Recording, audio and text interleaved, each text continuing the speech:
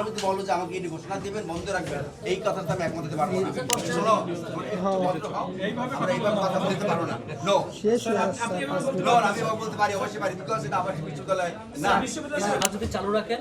এখনই ইনস্ট্রাকশন দেওয়া যে সবার অ্যাকাউন্টে এই মাসের 3,000-4,000 যে অ্যামাউন্ট দেওয়া আর চলে যাবে যাতে তারা বাইরে খরচ, এটা আমাদের দায়িত্ব। আবাসন শিক্ষক সিদ্ধিতে আমরা টাকা দিই অথবা কাজ বন্ধ করে যে সালে সিদ্ধান্ত নেই স্যার, এটা এখন আপনি শক্তভাবে মানে আমাদের দাবি আপনার ফিডব্যাকটা শুনবো। একটা জায়গায় আমি তোমার সাথে বলতে চাই, এভাবে ডিফেন্ড করতে চাই যে আগের প্রশাসন শিক্ষার্থীদেরকে ছাত্রীদেরকে আমি বৃত্তি দিয়েছে, সেটা সাধুবাদ জানাই, কিন্তু আমাদের সক্ষমতার দিকে তোমার তাকাতে হবে। কেননা ঢাকা বিশ্ববিদ্যালয় কিন্তু আবাসিক বিশ্ববিদ্যালয় না, একমাত্র আবাসিক বিশ্ববিদ্যালয় জাহাঙ্গীরনগর বিশ্ববিদ্যালয়। ঢাকা বিশ্ববিদ্যালয়ে আবাসিক সুবিধা আমাদের শতভাগ দেওয়া সম্ভব নয়। সেই জায়গা থেকে আমরা সিট দেওয়ার পরে ক্লাস শুরু করবো, এটা একমাত্র জাহাঙ্গীরনগর সম্ভব,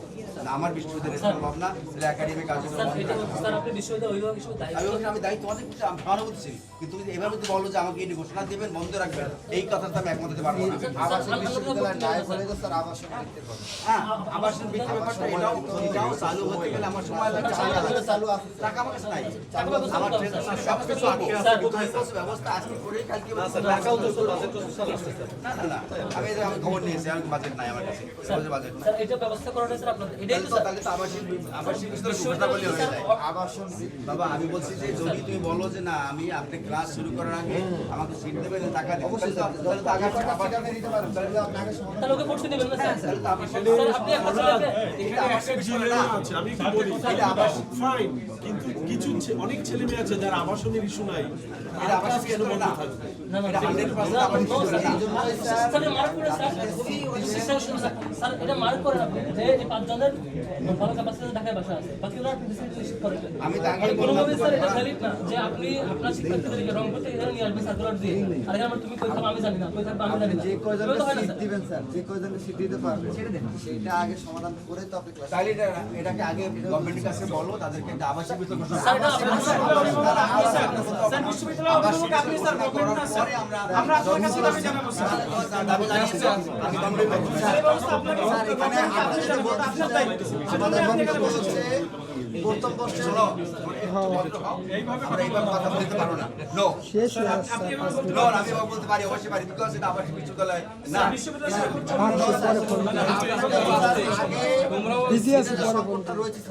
প্রথম বর্ষে যে শিক্ষার্থীদেরকে আপনি সিট দিবেন জানাবো কালকে প্রদান হয়ে যাবে না, তুমি যে বলছো কাল কাজ বন্ধ করতে অসুবিধা নেই স্যার। না বন্ধ অবশ্যই না।